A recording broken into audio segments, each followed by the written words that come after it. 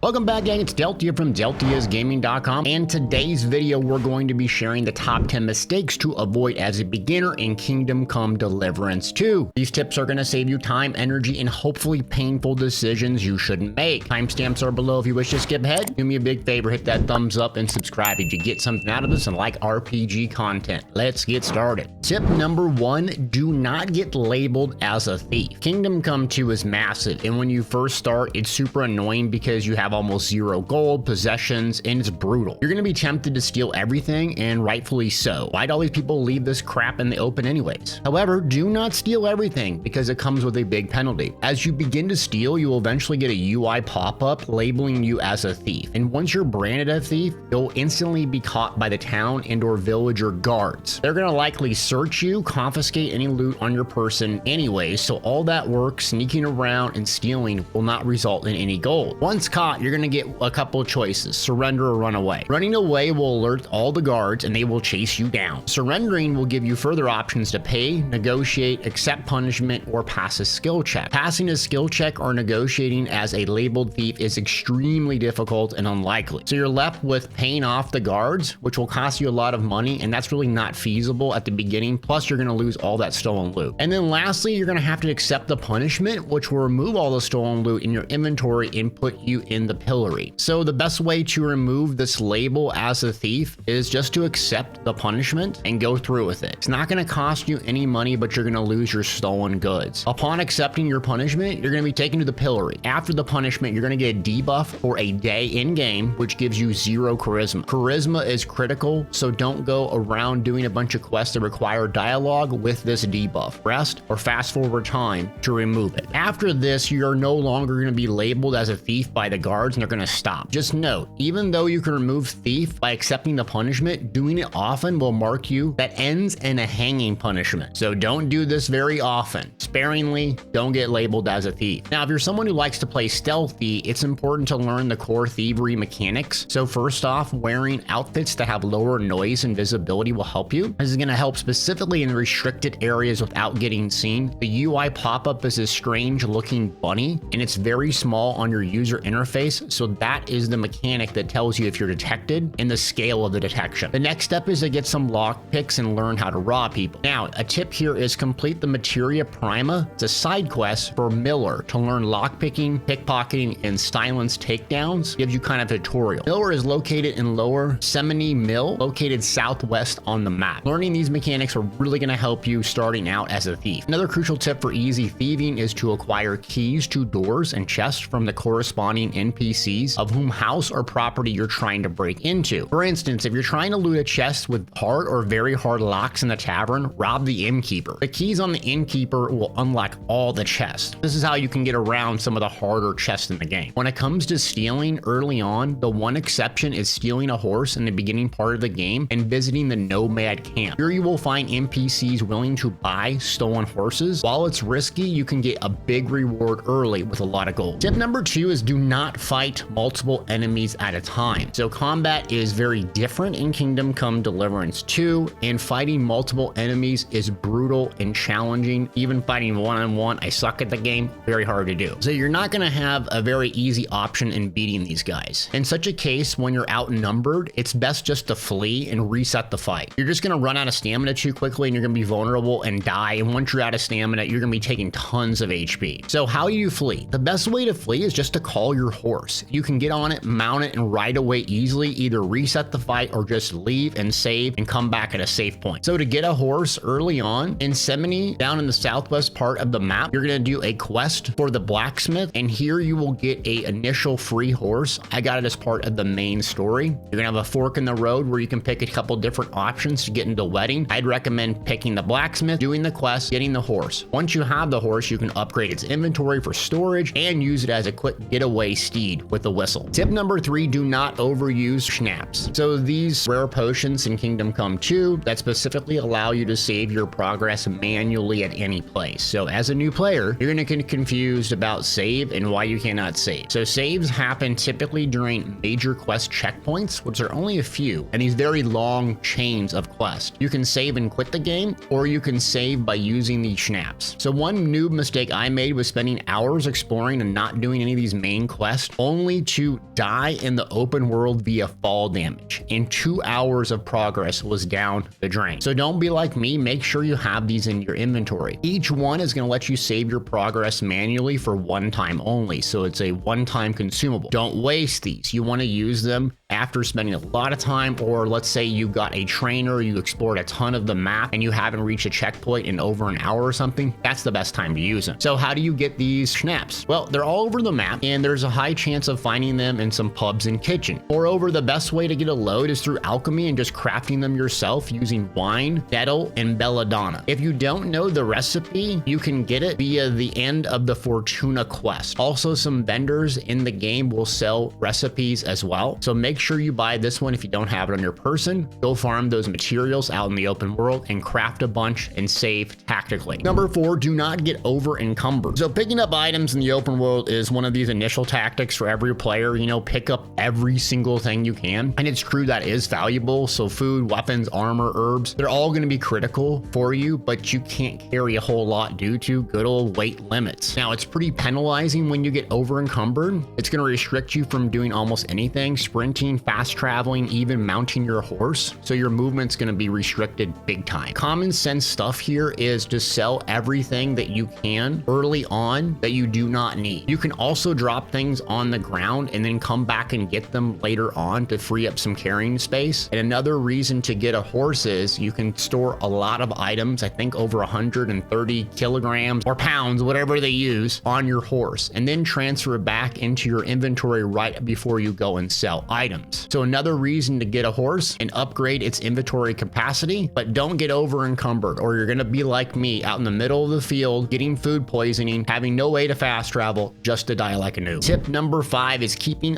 low charisma. So charisma is one of the most critical attributes that your character has. It greatly influences persuasion or passing skill checks, and this game is not going to be so combat heavily focused, especially early on. It's really going to be about dialogue. So charisma comes from your appearance and good reputation. If you're wearing noble clothes, you're going to have higher charisma. Moreover, keeping a good reputation with townsfolk will allow you to pass skill checks with them. So if you have low charisma, you're going to be failing these skill checks, which are going to make things difficult for you and almost impossible to complete some quest. Henry is a nobleman, right? So you should make him look like one. Get better clothes that can raise his charisma. You can do this by mousing over the individual items, and then it will show a green indicator if your charisma goes up. It's also good to keep some of these on your person to swap as you go doing some dialogue versus combat. You can also increase your charisma with perks, so make sure you're looking into those. There's some potions that will boost it temporarily in cleaning yourself. Speaking of cleaning yourself, that's tip number 6. Do not keep your character dirty. So charisma, it's going to be clothes, armor, making you look nice, your overall appearance, just like in real life. And during your adventure, you're going to get bloody, killing people, and dirty, maybe doing some blacksmithing. So while you're dirty, people are going to judge you, and it's going to be hard to convince them of different things in persuasion. So you're going to need to clean your character. Yep, that includes doing laundry. There are a couple ways. The first and simple method is to wash yourself at a trough. These are typically outside of taverns and you can do it for free. But most of the time, washing in a trough are just going to clean blood off of your clothes and armor. So sometimes you're going to have to launder your clothes in a pool of water to remove the blood from the clothes. To launder the clothes, you're going to need some soap, which you can purchase from the trader, or you can find one near a laundry area. The last method is getting a bath service. Go to a bathhouse and pay the owner of the service if you wish, a small fee. The bathhouse is going to clean you and clean your clothes, but it's also going to give you a really good bonus called time well spent buff. This buff increases strength, agility, vitality, and speech for 1 or 2 points for a day in game. So you can use this when you're having trouble with speech checks. Go get this time well spent buff, paying some money to do the bathhouse, and then try to re-engage with that quest. Tip number 7, do not sleep on other people's property. So during your early adventures, you're going to have really no personal quarters, which makes sleeping and recovering your health passively very hard. So if you stay awake for the while, you're going to become restless, which will put a various debuff on your character. Sleeping also is going to lower your food or your fullness, so you're going to have to eat after sleeping. And you're going to walk around the town and find empty beds and go,